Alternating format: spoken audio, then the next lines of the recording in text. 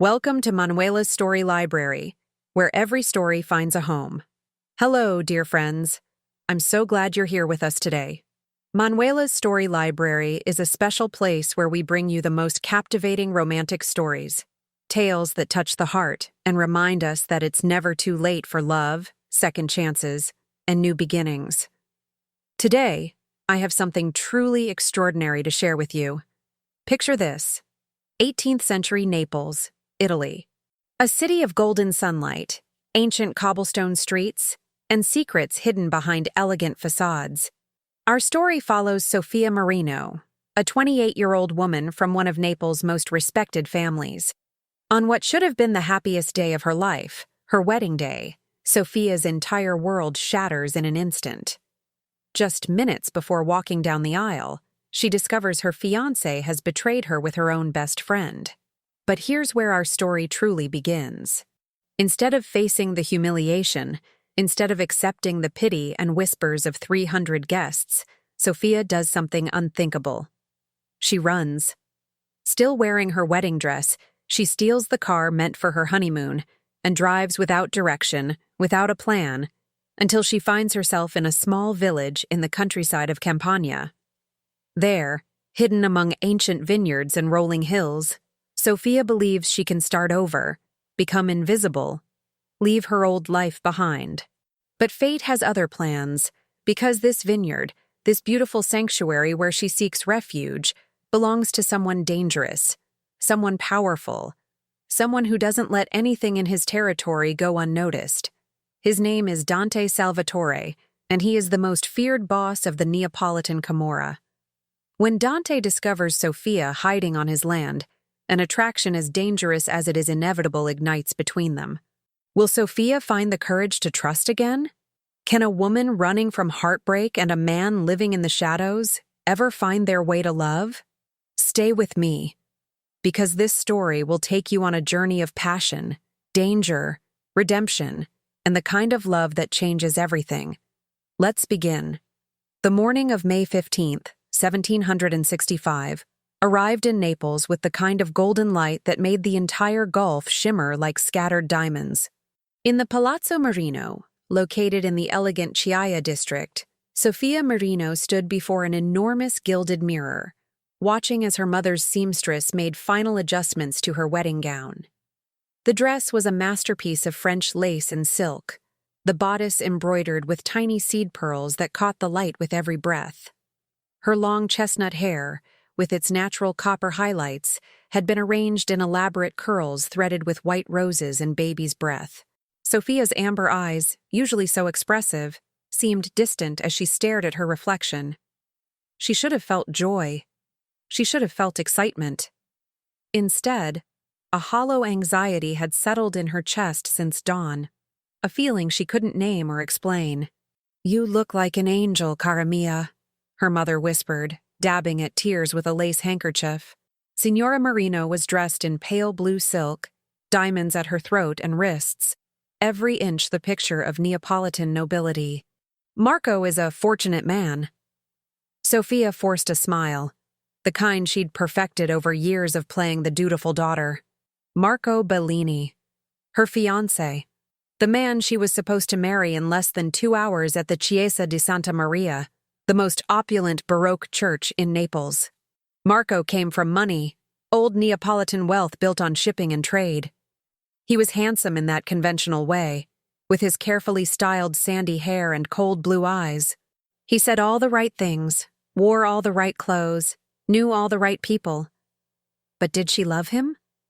The question whispered through Sofia's mind like an unwelcome ghost. She pushed it away, as she had done countless times before. Love was a luxury. Marriage was about alliance, about family, about securing one's place in society. That's what her father, Judge Domenico Marino, had taught her since childhood.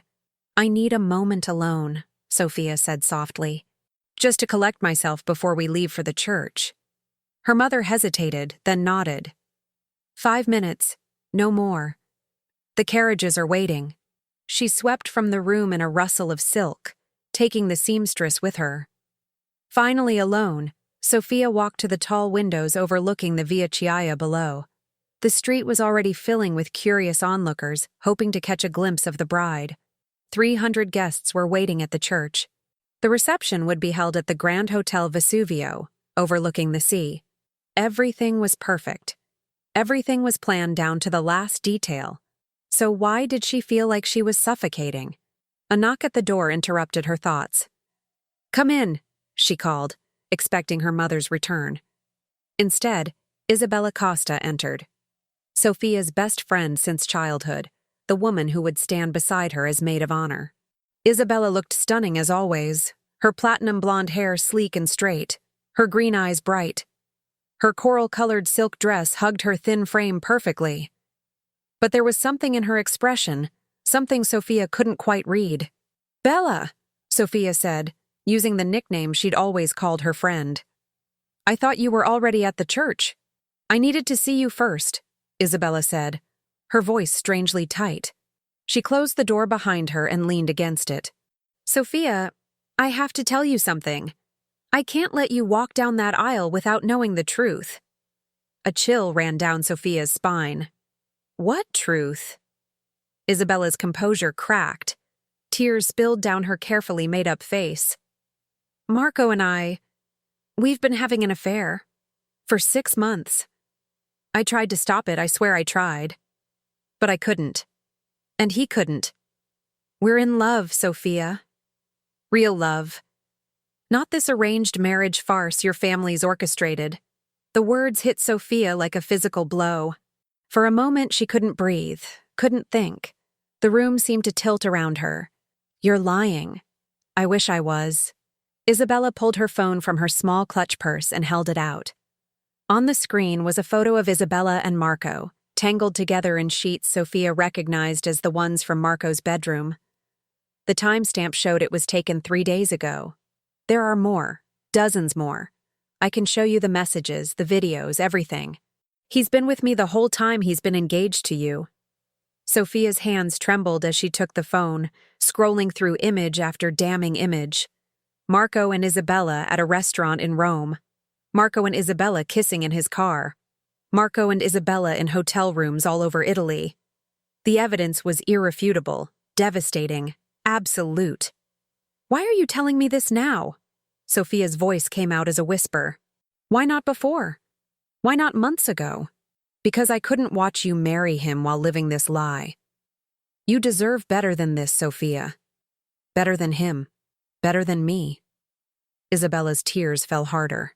"I know I've destroyed our friendship. I know you'll never forgive me. But I couldn't let you find out after the wedding." Something inside Sophia snapped. The dutiful daughter, the perfect society girl, the woman who always did what was expected, shattered like fragile glass. A strange calm settled over her, cold and clear as winter ice. "Get out," she said quietly. "Sophia, Get out." This time her voice was steel. Isabella fled, leaving Sophia alone with the ruins of her life. For exactly 30 seconds, Sophia stood perfectly still, her mind blank with shock. Then, as if watching herself from outside her own body, she moved with sudden purpose. She grabbed her phone, scrolled to Marco's number, and called. He answered on the second ring, his voice cheerful. "Sophia, you're not supposed to call me before the wedding. Bad luck, remember?" "Isabella just told me everything," Sophia said, her voice eerily calm. "Every detail of your affair. She showed me the pictures." Silence. Then, "Sophia, listen, I can explain." "No explanation needed. The wedding is off. You can go explain to 300 guests why the bride isn't coming. Better yet, bring Isabella. I'm sure she'll love the attention." "Sophia, wait, don't be rash. This is just pre-wedding jitters. Isabella's jealous, she's lying." Sophia hung up. Her hands were steady as she changed out of her wedding dress, leaving it pooled on the floor like a discarded ghost. She pulled on the first clothes she found. A simple cream-colored linen dress, flat sandals. She grabbed her purse, her passport, and the car keys to the Mercedes Marco had rented for their honeymoon trip to the Amalfi Coast. The palazzo was chaos, with caterers and florists rushing through the halls. No one paid attention to Sophia as she slipped down the servants' staircase and out the back entrance to where the wedding car sat waiting, white ribbons already tied to its hood. Sophia got behind the wheel, her wedding veil still tangled in her hair. She started the engine and drove away from the Palazzo Marino, away from the Chiesa di Santa Maria, where 300 guests were gathering, away from her parents and their ambitions, away from Marco and Isabella and their betrayal. She drove away from her entire life. The city blurred past her windows as she navigated through Naples' chaotic traffic. She had no destination, no plan. She just drove, her foot heavy on the accelerator, tears finally beginning to stream down her face. The afternoon sun climbed higher as she left Naples behind, following signs for the A16 autostrada toward the interior of Campania. The landscape changed from urban sprawl to rolling countryside. Ancient stone walls lined the narrow roads. Olive groves and vineyards stretched across gentle hills. Small villages appeared and disappeared, their church bells marking the passing hours. Sophia drove until her hands ached from gripping the wheel, until her eyes burned from crying, until the fuel gauge dipped toward empty. Finally, as the sun began its descent toward the western horizon, painting the sky in shades of amber and rose, Sophia found herself on a small road, leading to a village that seemed forgotten by time. A weathered sign read, Sant'Agata dei Goti, 2 kilometers. Below it, another smaller sign, Villa della Vigne, vineyard and estate. Something about that second sign called to her. Perhaps it was exhaustion. Perhaps it was fate. Sophia turned down the narrow dirt road indicated by the sign. The road wound through acres of vineyards, the vines heavy with clusters of purple and green grapes. Stone walls and wooden posts held the plants in neat ancient rows. Small stone chapels appeared at intervals between the fields. The evening light turned everything golden, washing the landscape in honey-colored warmth that felt like a world apart from the cold marble elegance of Naples. At the end of the road stood a villa that took Sophia's breath away. It was a 3-story structure built from yellowish stone that glowed in the sunset. Towers anchored each corner. Arched balconies with wrought iron railings opened from the upper floors. Red terracotta tiles covered the sloping roof. Climbing jasmine and wisteria covered parts of the facade in green and purple blooms. An iron gate bearing an ornate letter S stood open. Beyond the gate, Sophia could see a courtyard with a fountain in the center, water trickling from a stone lion's mouth. To one side stood a smaller cottage with smoke rising from its chimney and warm light glowing in the windows. The smell of baking bread and tomato sauce drifted on the evening air. Sophia parked the car outside the gate. Her body felt heavy as she stepped out onto the gravel. She had no idea who owned this place or what she was doing here. She only knew she couldn't drive another mile. As she stood there, uncertain and lost, an old woman emerged from the cottage. She was short and robust, with gray hair pulled back in a bun, wearing a dark blue dress and a flour-dusted apron. Her weathered face was kind, her brown eyes sharp and assessing as they took in Sophia's disheveled appearance. The wedding veil still caught in her hair, the tears staining her cheeks. "Madonna Santissima," the old woman murmured, crossing herself. "Child, what happened to you?" Sophia's composure finally, completely crumbled. "I don't know where I am. I just drove and I can't go back. I can't ever go back." The old woman moved with surprising speed, wrapping her sturdy arms around Sophia. She smelled like bread and herbs and something indefinably comforting. "Hush now, child. You're at Via del Vigne. I'm Rosa. Come inside. Nobody should be alone when their heart is breaking." Sophia allowed herself to be led into the cottage. The interior was warm and cozy, with terracotta tile floors, heavy wooden beams across the ceiling, and a large fireplace where a pot bubbled over an open flame. A long wooden table dominated the center of the kitchen, surrounded by mismatched chairs. Copper pots hung from hooks. Dried herbs dangled from the beams. It was the opposite of Sophia's mother's sterile, modern kitchen, and somehow infinitely more welcoming. Rosa pressed Sophia into a chair and placed a glass of red wine in front of her. Drink. It's from our vineyard, 50 years old. Good for shock.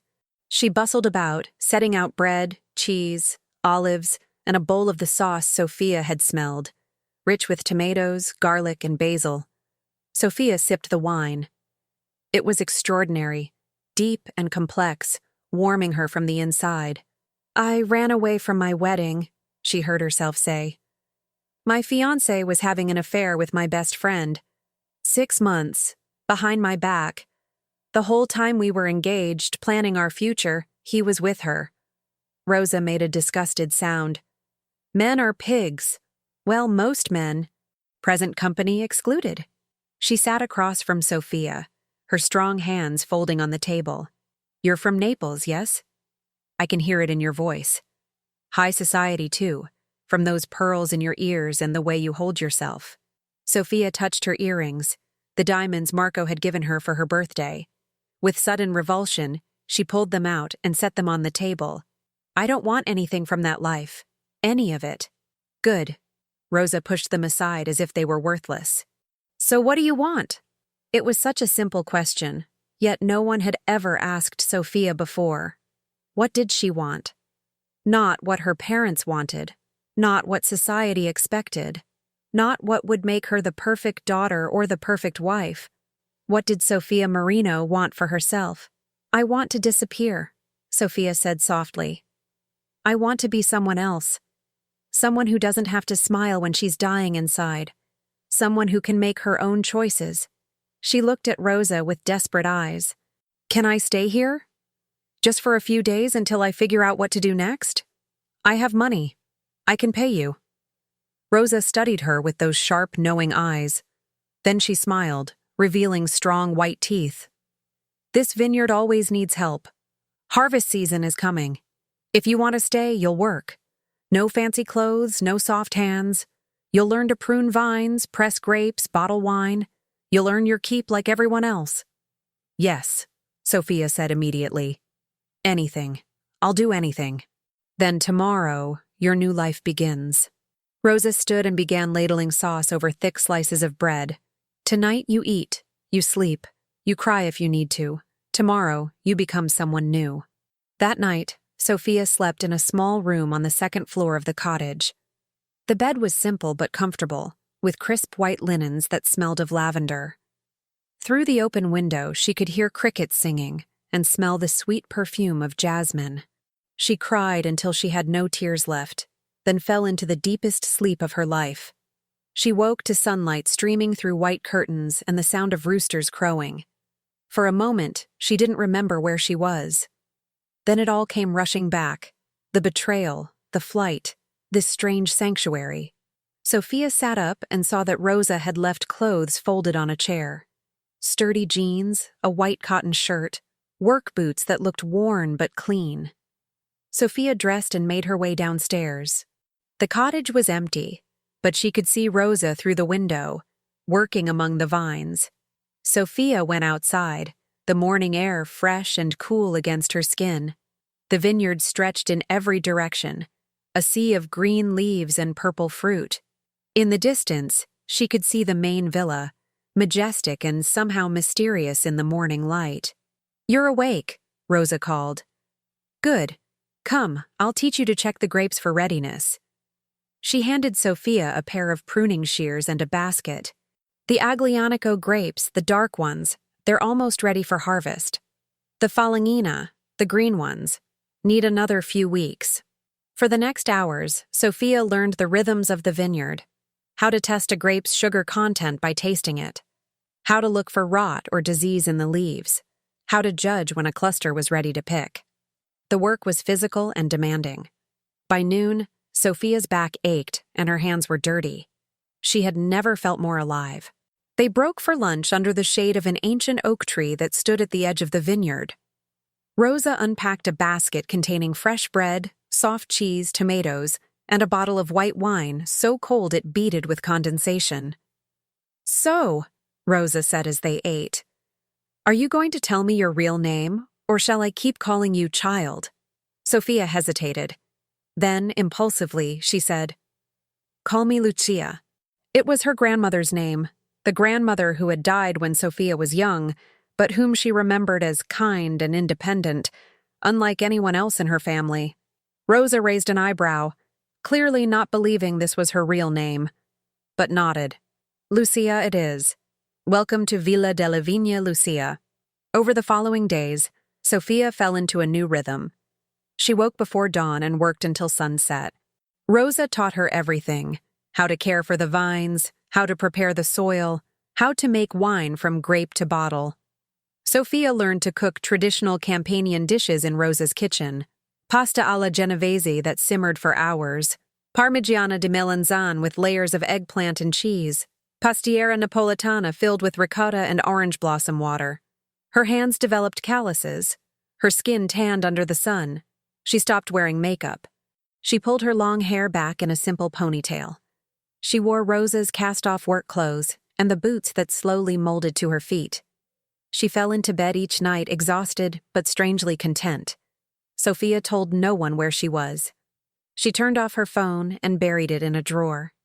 She didn't want to know how many times her parents had called, how many messages Marco had left, what scandal was spreading through Neapolitan society. That life felt distant now, like something that had happened to someone else. A week passed. Then 2. Sophia began to believe she might actually be able to build a new life here, quiet and simple and her own. She should have known peace never lasts. It was a Thursday evening, 3 weeks after Sophia's arrival. She was in the cantina, the stone cellar where the wine aged in oak barrels. Rosa had sent her to check the temperature and make notes in the logbook. The cantina was Sophia's favorite place on the property, cool and dim, smelling of oak and earth and the sweet fermentation of the aging wine. She loved the quiet here, the sense of time moving slowly, patiently. She was bent over a barrel, taking a sample with a glass tube, when she heard footsteps on the stone stairs. Heavy footsteps. Men's footsteps. Not Rosa's light tread. "Rosa?" Sophia called. "Is that you?" "Rosa is having dinner in her cottage." The voice was deep, rough, unmistakably masculine. "I'm told there's been a stranger working my vineyard for the past 3 weeks. I thought I should meet her." Sophia straightened and turned. The glass tube slipped from her fingers, shattering on the stone floor. A man stood at the bottom of the stairs. He was tall, well over 6 feet, with broad shoulders that seemed to fill the doorway. He wore all black trousers, a black shirt with the sleeves rolled up to reveal forearms covered in intricate tattoos. His hair was dark as midnight, cut short on the sides and longer on top. A few days' worth of beard shadowed his strong jaw. But it was his eyes that froze Sophia in place. Deep green, intense, calculating. Eyes that saw everything and revealed nothing. This was not a vintner or a farm manager. This was a man who commanded, who took, who destroyed anyone who challenged him. Sophia recognized danger when she saw it, even if she'd never encountered it before in her sheltered life. The man took a step closer, his gaze traveling over her slowly, assessingly. "You're not what I expected," he said. His voice held the rough accent of the Neapolitan quartieri, the working-class neighborhoods, not the refined Italian of the educated classes. "Rosa said you showed up in a wedding dress, running from a broken heart. I pictured someone different. Who are you?" Sophia managed to ask, though her voice shook slightly. A slow smile curved his lips, but it didn't reach his eyes. "Dante Salvatore. I own this property. All of it. The villa, the vineyard, the land as far as you can see in any direction." He took another step. "And I like to know who's living on my land. So tell me, Lucia, is that even your real name?" Sophia's heart hammered. She'd heard the name Salvatore before, whispered in the drawing rooms of Naples' elite, whispered with fear and respect and careful neutrality. The Salvatore family controlled the Camorra in Naples and throughout Campania. They ran everything from the ports to the markets, from construction to garbage collection. They were the shadow government, more powerful than politicians, more feared than the police. and she'd been hiding on this man's property for 3 weeks. I didn't know, Sophia said quickly. I swear, I had no idea who owned this place. Rosa never said. I just needed somewhere to go, and she offered me work and— Relax. Dante raised a hand, the gesture commanding immediate silence. If I wanted you gone, you'd already be gone. Rosa doesn't offer work to just anyone. She's a better judge of character than most. If she let you stay, you must have something worth keeping around.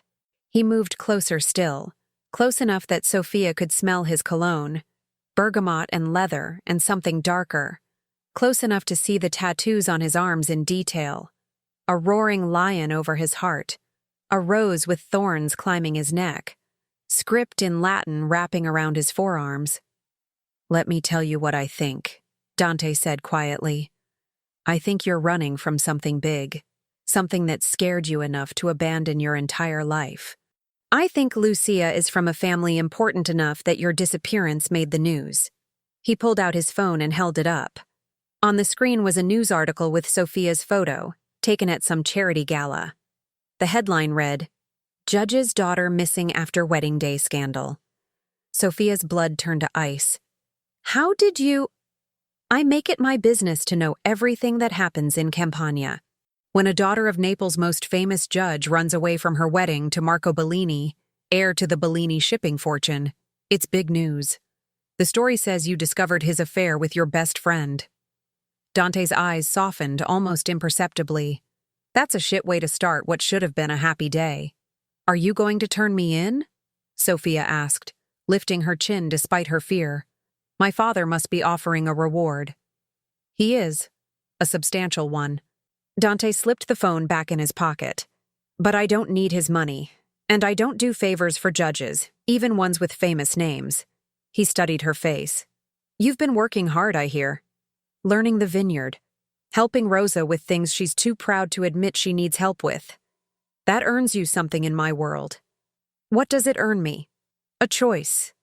Dante leaned against one of the wine barrels, crossing his arms. You can leave right now. I'll have someone drive you back to Naples, deliver you to your family, collect their reward.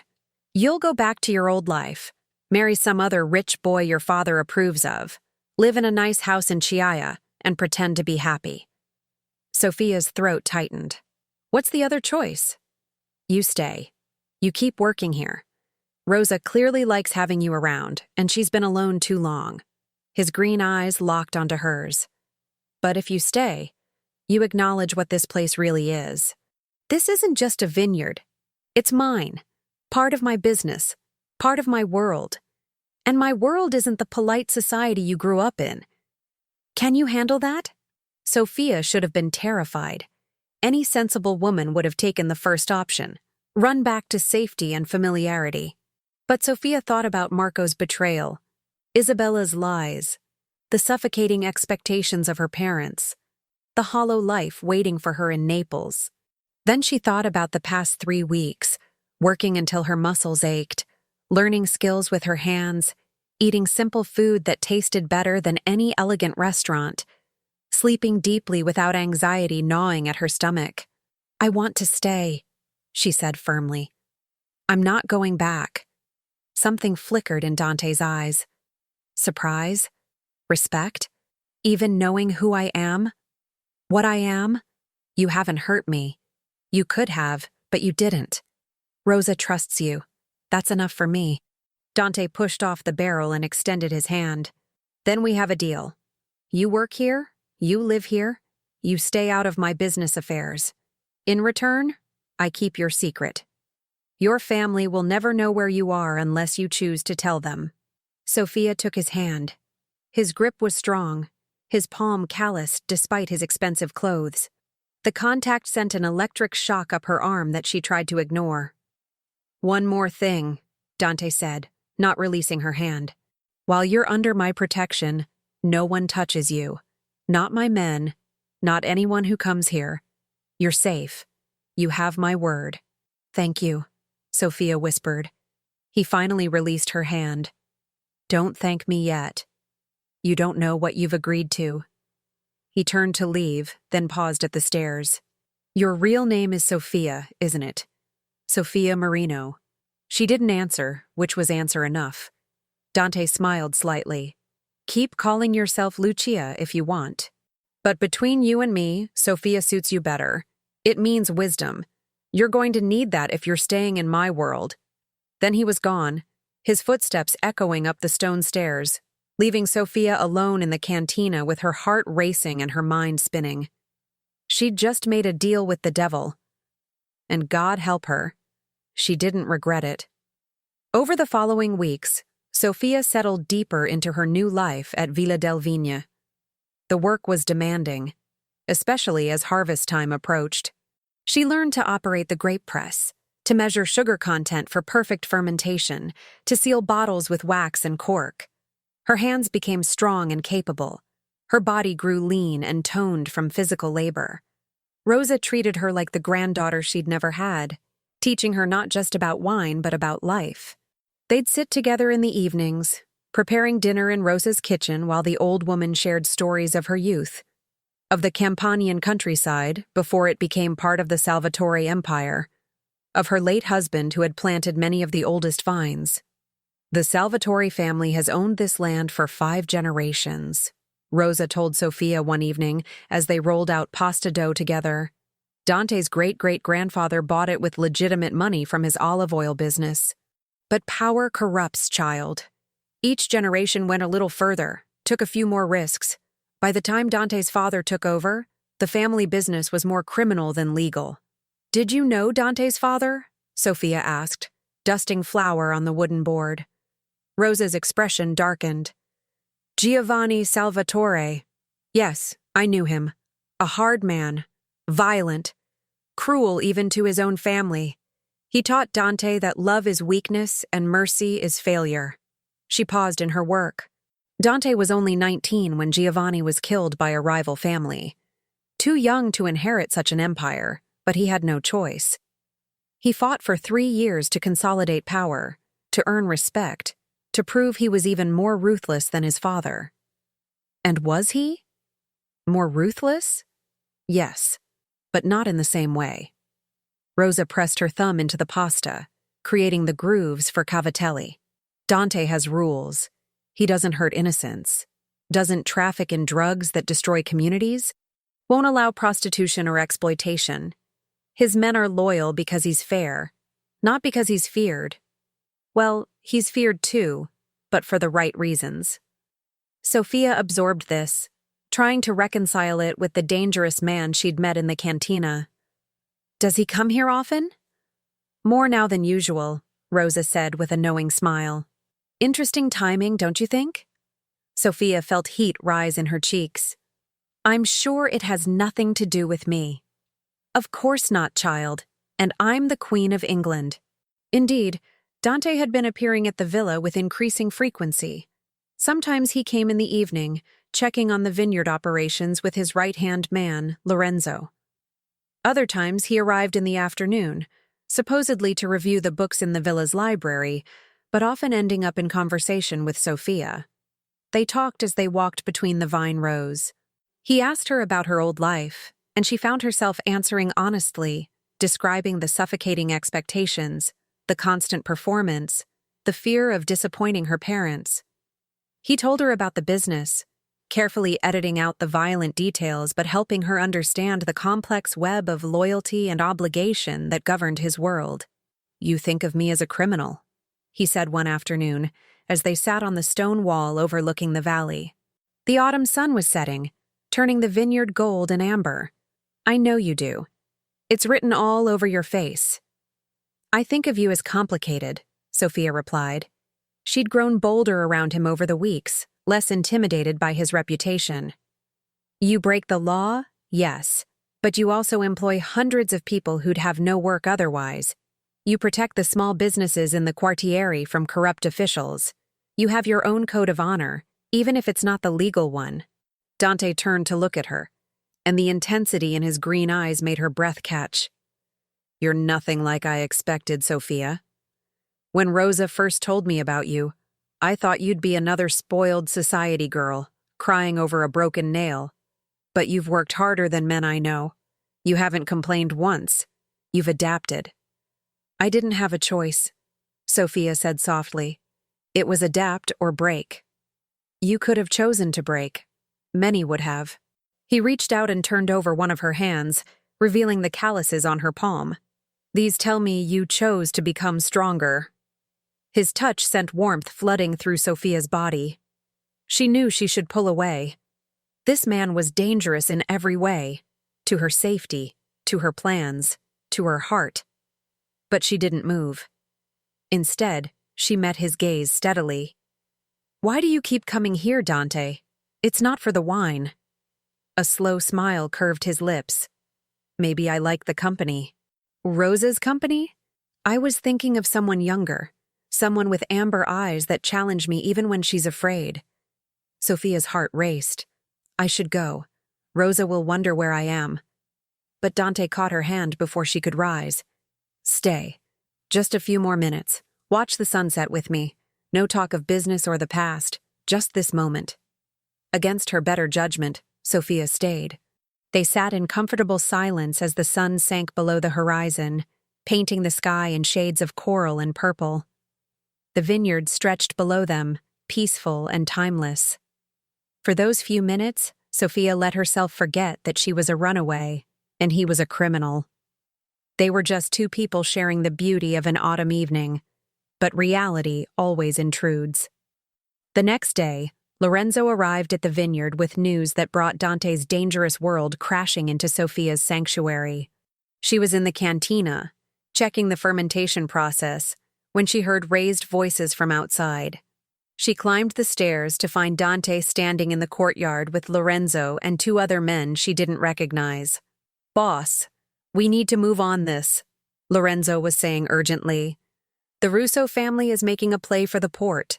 If we don't respond now, we look weak.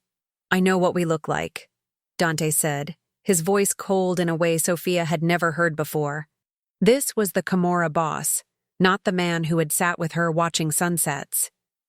Gather the captains. We meet tonight at the warehouse. Sophia started to retreat back into the cantina, not wanting to overhear more, but Dante's sharp gaze caught her. For a moment, their eyes met. She saw something flash across his face. Regret, warning, maybe even concern. Then his expression hardened into the mask of the ruthless boss. Lucia, he called. Inside. Now. Sophia hurried into the villa's main house, which she'd rarely entered. The interior was as impressive as the exterior. High ceilings with exposed beams, terracotta floors worn smooth by centuries of footsteps, walls hung with oil paintings of Salvatore ancestors. Dante's office was on the second floor, a large room with floor-to-ceiling bookshelves and a massive wooden desk. He closed the door behind them and ran a hand through his dark hair. You can't be here right now, he said bluntly. Things are about to get ugly, dangerous. I need you to go back to Naples. What? No, Sophia protested. I'm not leaving. This isn't a request. A rival family is challenging my control of the port. There will be retaliation, violence. If they learn about you, they'll use you to get to me. Everyone I care about becomes a target. The words hung in the air between them. Everyone I care about. Sophia stepped closer to him. Then don't care about me. Keep me here. Let me work. But don't put yourself at risk for me. Dante laughed, but there was no humor in it. Too late for that, Sophia. Way too late. He turned away from her, bracing his hands on the desk. From the moment I saw you in that cantina, dirty and defiant and more real than anyone I've met in years, it was too late. Sophia's breath caught. Dante, I'm 42 years old. I've killed men. I've given orders that destroyed families. I've built an empire on fear and loyalty. And then you walked into my life and suddenly I can't stop thinking about things I gave up on years ago. Hope, redemption, maybe even love. Sophia moved to stand beside him. Her hand found his on the desk. I'm not leaving. Whatever danger is coming, I can face it. I'm stronger than you think. Dante turned to look at her, and the raw emotion in his eyes made her chest ache. That's what terrifies me. You're strong enough to survive my world, but you shouldn't have to. You deserve better than this. What I deserve is a choice. You gave me that once. Now I'm making another one. Sophia stood on her toes and did something reckless, something that crossed every line between them. She kissed him. For a heartbeat, Dante stood frozen. Then his control shattered. His hands came up to cup her face, and he kissed her back with a desperate intensity that stole her breath. It wasn't gentle or practiced. It was raw and real and full of all the longing they'd both been fighting. When they finally broke apart, both breathing hard, Dante rested his forehead against hers. "You have no idea what you're starting," he murmured. "Then show me," Sophia whispered back. The violence Dante had predicted came 3 days later. Sophia was in Rose's cottage when she heard the cars speeding up the vineyard road. Not the single vehicle of Dante's usual visits, but multiple vehicles moving fast. She looked out the window and saw 4 black SUVs skidding to a stop in the courtyard. Men poured out, all wearing black, all moving with military precision. Lorenzo was there, along with a dozen others. They spread out around the property, taking defensive positions. Something had gone very wrong. Rosa gripped Sophia's arm. "Stay inside. Whatever happens, stay inside." But Sophia couldn't hide while Dante might be in danger. She slipped out the back door and made her way through the vineyard toward the villa. The sun was setting, casting long shadows between the vine rows. She used them for cover, moving quietly until she could see the villa's front entrance. Dante emerged from the house, and Sophia's heart clenched. Blood stained his white shirt. His face was set in hard lines, his green eyes cold as winter ice. He was giving orders in rapid Italian, his voice commanding absolute obedience. "The Russo brothers are dead," he was saying. "Their lieutenants scattered. The port is ours again, but they'll regroup. We need eyes on every warehouse, every dock, every entrance to the city. I want to know if anyone so much as breathes wrong." Lorenzo nodded grimly. "What about the police? Judge Marino is making noise about the shootout. He's calling for a special investigation." At the mention of Sophia's father, Dante's expression became, if possible, even harder. "Let him investigate. He'll find nothing. He never does." He paused. "Has anyone contacted the judge's family? His wife? His daughter?" "The daughter's still missing, boss. No one's seen her since the wedding. Some people think she left the country." "Good. Keep it that way." Sophia realized Dante was protecting her even now, even in the midst of a war with a rival family. He could have used her as leverage, could have revealed her location to buy favor with her powerful father, but he kept her secret. Lorenzo noticed something over Dante's shoulder, and his expression went deadly serious. "Boss, we have a problem." Sophia followed his gaze and saw what Lorenzo had spotted. A woman approaching from the road, stumbling and sobbing. As she came closer, Sophia's blood ran cold. She recognized that platinum blonde hair, that thin frame. Isabella. What was her former best friend doing at Dante's vineyard? Isabella collapsed at Dante's feet. "Please," she was saying, her voice carrying across the courtyard. "Please, you have to help me. Marco's looking for Sophia. He's hired people to find her, dangerous people. He's obsessed, says she humiliated him, ruined his reputation. He's not going to stop until he finds her." Dante's voice was ice. "And what business is this of mine?" "Because I know she's here." Isabella looked up with tear-stained face. "I tracked the car she stole. The GPS led here.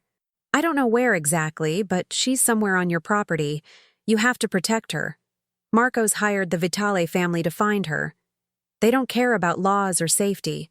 They'll tear this whole region apart." Sophia felt the blood drain from her face. The Vitale family was notorious even in sheltered circles like hers. They were enforcers, mercenaries, willing to do anything for the right price. Dante's expression revealed nothing. "Why do you care? I heard you're the one who slept with her fiancé." Isabella flinched. "I made a terrible mistake. I've tried to make it right. I left Marco. I told Sophia's parents the truth about what he did.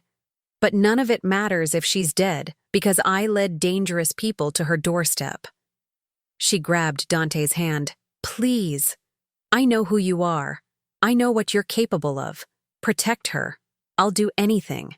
Pay anything. For a long moment, Dante studied Isabella. Then he nodded to Lorenzo. Take her to the cottage. Keep her there until I decide what to do with her. As Lorenzo hauled Isabella to her feet, Dante's gaze swept the vineyard. Sophia knew somehow that he was looking for her, that he'd sensed her presence. His eyes found hers across the distance, and even from 30 feet away, she could feel the intensity of his stare. He gestured slightly with his head. Come here. Sophia emerged from her hiding place and walked toward him, aware of all the armed men watching her with surprise and curiosity. She held her head high, refusing to show fear even though her heart hammered. When she reached Dante, he took her hand and pulled her close, his body shielding her from his men. You heard? He asked quietly. Every word. The Vitale family is serious. If Marco really hired them, this gets more complicated. I won't let you fight my battles, Sophia said firmly. Dante's jaw clenched. You don't get a choice in this. You're under my protection. That means your enemies are my enemies. And I deal with my enemies permanently. You mean you'll kill them? If necessary. He cupped her face, forcing her to meet his eyes. I told you my world is violent. This is what that means. Can you really accept that? Sophia thought about Marco, about how he'd lied to her for months, how he'd humiliated her publicly. She thought about the Vitale family, mercenaries without honor or mercy. And she thought about Dante, who had kept her secret, given her sanctuary, shown her a kind of fierce protection she'd never known. I accept you, she said simply. All of you. Your violence, your empire, your code. Because I know why you do what you do. You protect what's yours. Dante's eyes softened. When did you become so fierce, Sophia Marino? When I stopped being afraid of who I really am. He kissed her then, right there in front of all his men. A claiming kiss that left no doubt about where Sophia stood in his world. She belonged to him, and he to her. When he released her, she saw Lorenzo smirking. Well, Lorenzo said dryly, that's going to complicate things. Everything about her complicates things, Dante replied. But there was warmth in his voice now. Lorenzo, get me everything on Marco Bellini and the Vitale contract. I want to know how much he's paying, who the specific targets are, and when they're moving. We settle this before it comes to our door. Already on it, boss. As Lorenzo and the other men dispersed to carry out their orders, Dante led Sophia into the villa. They went to his office where he poured them both glasses of whiskey. Sophia had never drunk whiskey before, but she accepted the glass and sipped. It burned going down, then warmed her stomach. I need you to understand something, Dante said, leaning against his desk. Once this gets out, and it will, you can never go back to your old life. Your father will know where you are. Society will know you're with me, the judge's daughter with a Camorra boss. It will destroy your reputation. I don't care about my reputation anymore, Sophia said. I care about being free to choose my own life. And I choose this. I choose you. Dante set down his glass and pulled her close. Then I need to tell you everything. All of it. The parts Rosa glossed over, the parts I've been hiding. He took a breath. I've killed 17 men with my own hands, dozens more on my orders. I run illegal gambling, smuggling, extortion. I've broken every law your father has spent his career upholding. I'm not a good man, Sophia. I've done unforgivable things. Sophia put her hand over his heart, feeling it beat strong and steady beneath her palm. You've also protected hundreds of families who'd be homeless without your help. You've kept drugs out of neighborhoods where children play. You've given second chances to men who'd be in prison otherwise. You have your own kind of honor. Maybe it's not legal, but it's real. You see the best in me, Dante said quietly. Even when it's not there. I see you, Sophia corrected. all of you, the darkness and the light, and I'm not afraid." That night, they became lovers. Not in the rushed, guilty way of her ex-fiancé's betrayal, but with a passion and tenderness that left Sophia trembling. Dante was both fierce and gentle, taking his time to worship every inch of her body as if she were precious, irreplaceable. And afterward, as they lay tangled together in his large bed with moonlight streaming through the windows, Sophia felt more at peace than she had in her entire life. "I love you," she whispered into the darkness. "I know it's too soon. I know it's crazy. But I do. I love you." Dante's arms tightened around her. "I stopped believing in love years ago. I thought it was a weakness I couldn't afford." He turned her face to his green eyes serious in the dim light. "But you make me want to believe again. You make me want to be better. Not a saint, I'll never be that. But better than I was." "That's all anyone can do," Sophia said. "Be better than they were yesterday." He kissed her forehead. "Ti amo, Sophia. I love you, and I promise, no one will ever hurt you again." It was a promise forged in blood and sealed with love, and Sophia believed him completely. The confrontation with Marco and the Vitale family came 2 weeks later. Dante had used his network of informants to track Marco's movements and discovered he was planning a direct assault on the Via della Vigna. The Vitale brothers, Alessandro and Matteo, had accepted Marco's contract and assembled a team of 10 men. Dante's response was calculated and overwhelming. He didn't wait for them to come. He went to them. The meeting was arranged at a neutral location, an abandoned warehouse in the industrial district outside Naples. Marco had been invited by men he couldn't refuse.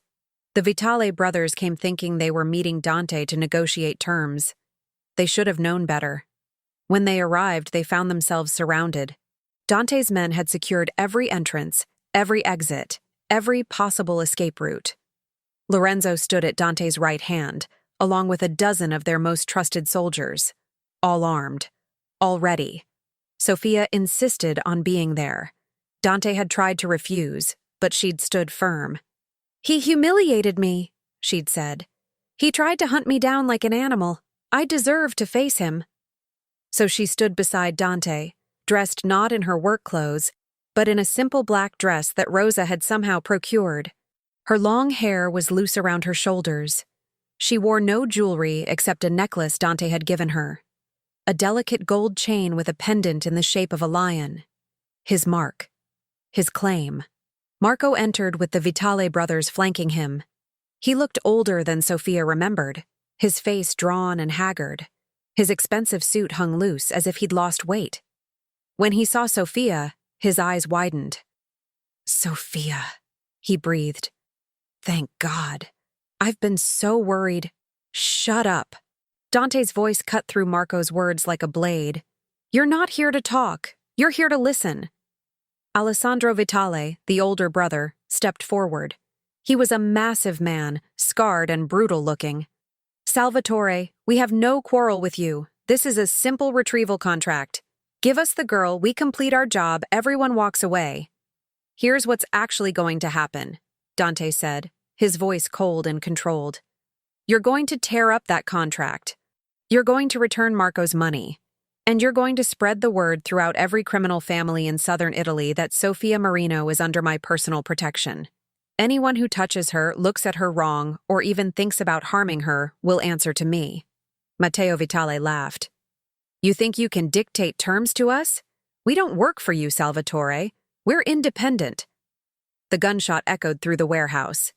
Matteo Vitale crumpled, a red stain blooming on his shoulder. Lorenzo lowered his weapon, his expression bored. "My apologies," Lorenzo said flatly. "I thought I heard someone disrespecting my boss. Must have been mistaken." Alessandro's hand moved toward his own weapon, but a dozen guns pointed at him before he could draw. He froze, jaw clenched in rage. Dante hadn't even flinched at the gunshot. "Your brother will live if he gets medical attention soon. Whether that happens depends on your next words. Do we have an understanding?" Alessandro looked at his wounded brother. then at the overwhelming force surrounding them. Finally, he nodded. The contract is void. The Vitale family will spread the word about the girl's protection. Good. Dante turned his attention to Marco, who had gone pale at the casual violence. Now you. You hired these men to retrieve Sofia. Why?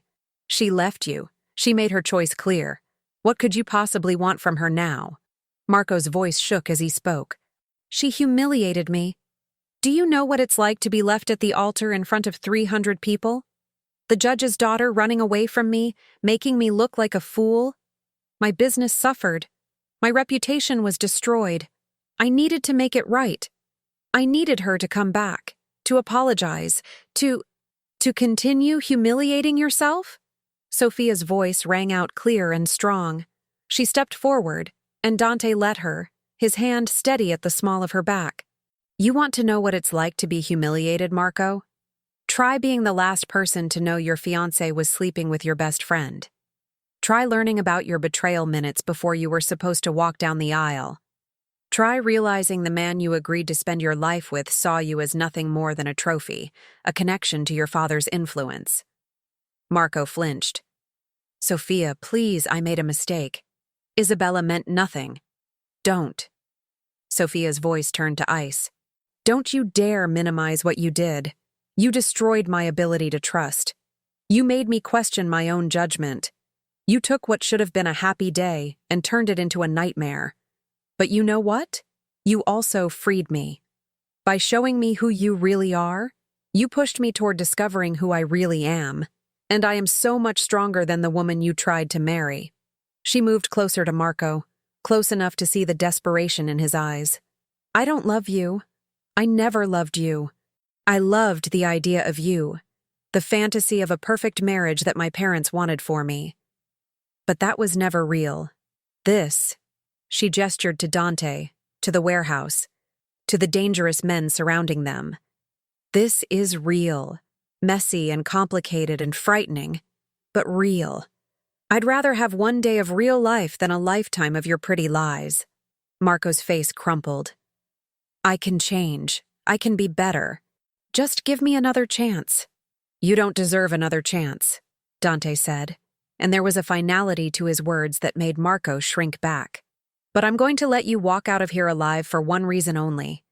Sofia asked me not to kill you. She said you weren't worth the blood on my hands. She was right. You're nothing. You're no threat, no challenge, no concern of mine. But if you ever speak her name again, if you ever try to contact her or her family, if you so much as think about her, I'll know. And mercy isn't infinite. Two of Dante's men grabbed Marco by the arms and dragged him toward the exit. The Vitale brothers followed, Alessandro supporting his wounded brother. Within moments, the warehouse was clear except for Dante's men and Sofia. Sofia's hands were shaking now that the confrontation was over. The adrenaline that had kept her strong was fading, leaving her weak-kneed and overwhelmed. Dante caught her before she could collapse, pulling her against his chest. You were magnificent, he murmured into her hair. Fierce and strong and absolutely perfect. I was terrified, Sofia admitted. I know. That's what made you magnificent. You were terrified, and you faced him anyway. Dante tilted her chin up to look at him. You stood beside me in my world, in front of my men, and claimed your place. Do you understand what that means? Sofia shook her head. It means you're mine. Officially, publicly, irrevocably. In my world, there's no going back from this. You're not Sofia Marino anymore. You're Sofia Salvatore. My woman. My heart. My equal. Tears spilled down Sofia's cheeks, but they were tears of relief, of joy. I never thought I could have this. Real love. A partner who sees me as an equal, not a possession. You deserve everything, Dante said fiercely. And I'm going to spend the rest of my life making sure you know it. Lorenzo cleared his throat. Boss, we should move. The police will respond to the gunshot report eventually. Dante nodded, but didn't release Sofia. Take the men back to Naples. Sofia and I are going to Villa della Vigna. We're taking a few days. No interruptions unless the city's burning down. Lorenzo grinned. Understood. Congratulations, boss. You found something worth more than the empire. As they drove back to the vineyard, Sophia watched the Neapolitan landscape pass by the windows. The sun was setting, painting everything in shades of gold and amber. This was her home now. Not the marble palaces of Chiaia, but the rolling hills of Campania. This was her family, not the judge and his society wife, but Rosa and her warmth, Lorenzo and his loyalty, and most of all Dante and his fierce, complicated love. "What are you thinking?" Dante asked, glancing at her from the driver's seat. "I'm thinking about how strange life is," Sophia said. 3 months ago, I was getting ready to marry a man I didn't love. I thought my life was set, predetermined, without any real choice. And then everything fell apart, and I thought I'd lost everything. But I didn't lose anything that mattered. I found it instead. What did you find?"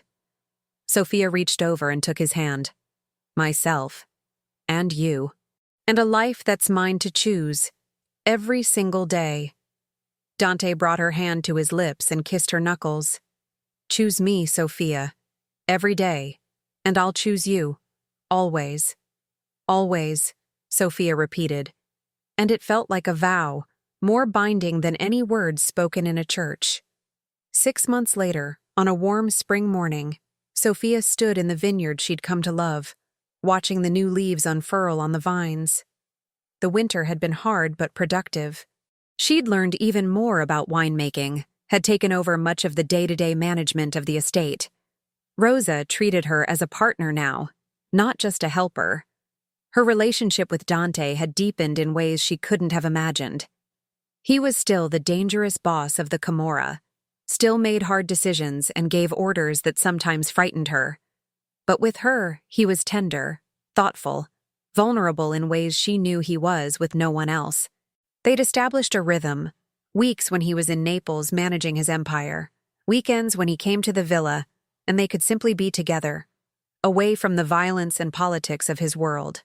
Sophia had contacted her parents, finally, 3 months after the warehouse confrontation. The conversation had been painful. Her father had yelled, accused her of destroying the family name by associating with criminals. Her mother had cried, begging her to come home. But Sophia had stood firm. She was an adult. She'd made her choice. If they wanted a relationship with her, it would be on her terms. To her surprise, it was her father who eventually reached out. Judge Marino arranged a meeting at a neutral restaurant, bringing only his wife. They sat across from Sophia and Dante, the tension thick enough to cut.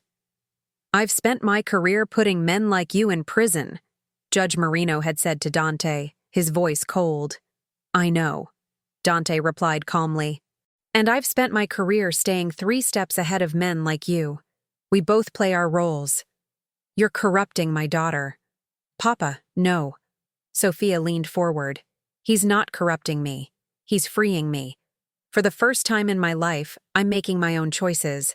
I'm not performing for society or living up to expectations. I'm just being myself.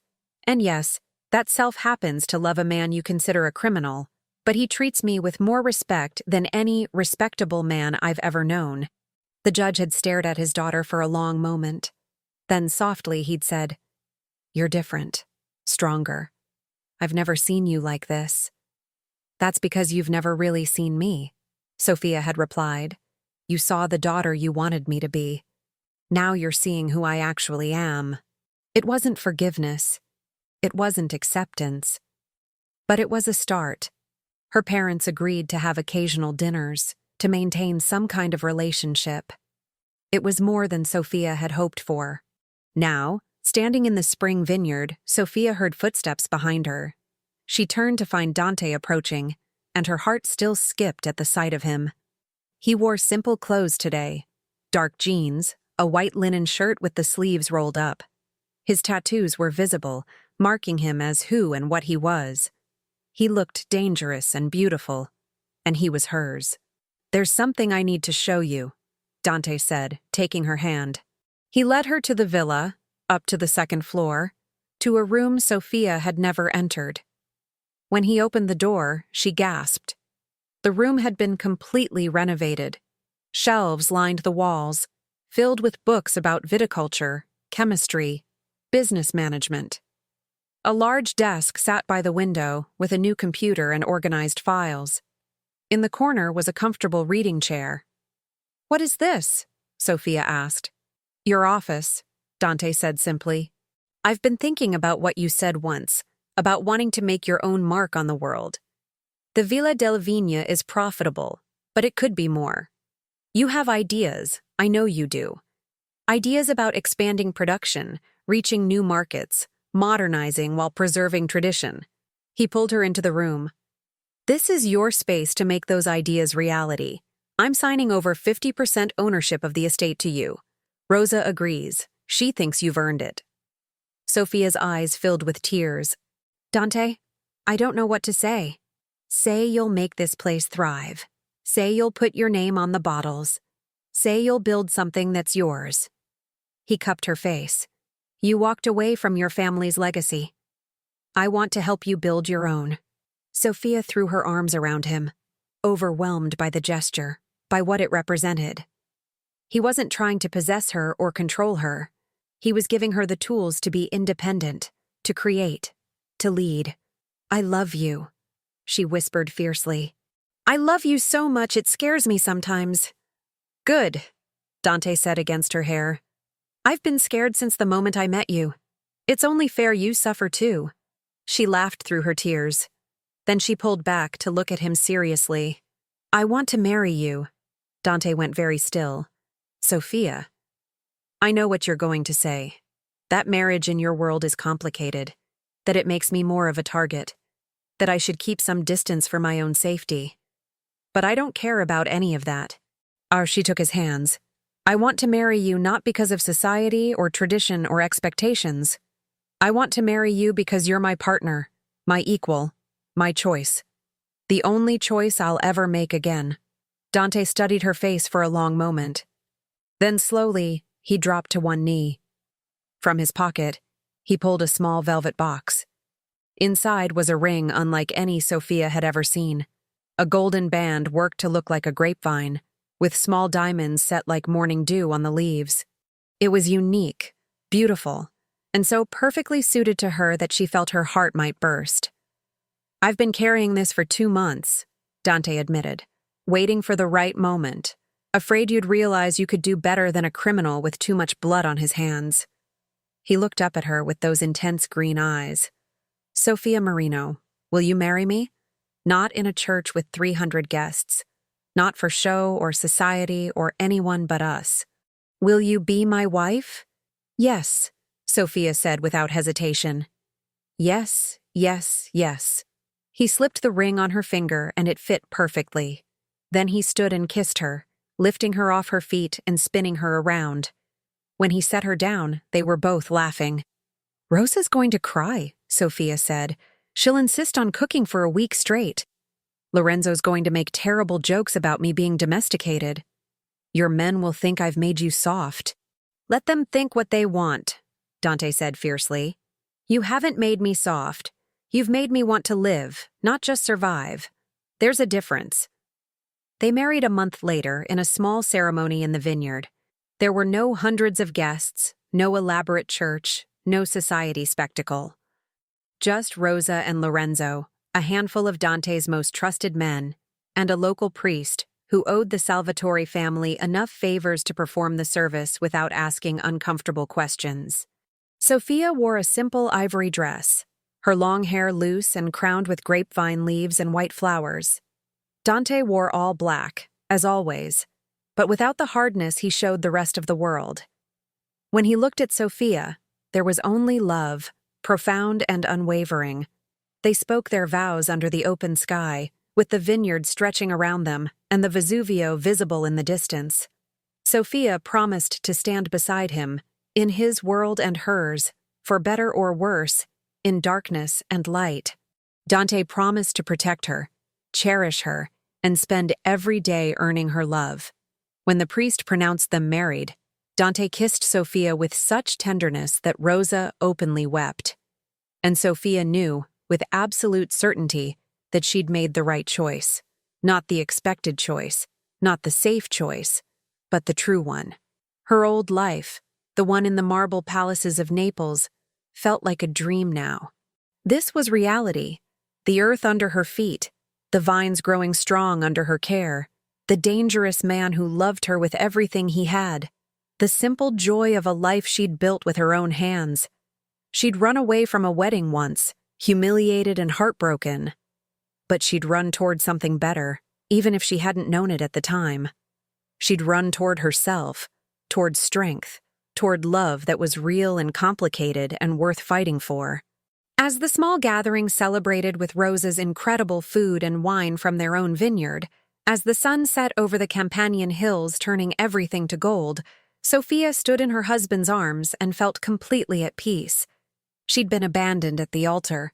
She'd escaped to the countryside. The Mafia boss had tracked her down. And now they'd built something neither of them had believed possible. A life of their own choosing. A love without pretense. A partnership forged in fire and sealed with commitment. Happy? Dante murmured against her hair. Sophia smiled, looking out at the vineyard that was now as much hers as his, at the small gathering of people who'd become her real family, at the ring on her finger that symbolized not possession, but choice. Happier than I ever knew I could be, she answered truthfully. And it was enough. More than enough. It was everything. Dear friends, thank you so much for joining me on Sophia and Dante's incredible journey. From the humiliation of a broken wedding to the discovery of true love in the most unexpected place, their story reminds us that sometimes the worst moments of our lives lead us exactly where we need to be. Sophia found strength she never knew she had, and Dante discovered that even a man who's lived in darkness can find light with the right person beside him. If this story touched your heart, I'd love to hear from you. Please leave a comment below telling me what you thought. Did you feel Sophia's pain when she discovered the betrayal? Did your heart race during the confrontation with Marco? Did you believe in Sophia and Dante's love, despite their different worlds? Your thoughts mean everything to me and help me continue bringing you stories that speak to the heart. And if you enjoyed this tale of second chances and unexpected love, please consider subscribing to Manuela's Story Library. Click that subscribe button and the notification bell so you'll never miss our next romantic journey. Every week, I bring you new stories of love, courage, and the incredible transformations that happen when we're brave enough to choose our own path. Share this video with friends who love romantic stories, especially those who believe it's never too late to start over, to find real love, or to become the person you were always meant to be. Until our next story together, remember, sometimes running away is actually running toward the life you were always meant to live. Sometimes the most dangerous choice is the one that sets you free. And sometimes, love finds us exactly when we stop looking for it and start looking for ourselves. Thank you for being part of Manuela's Story Library family. I'll see you in our next story.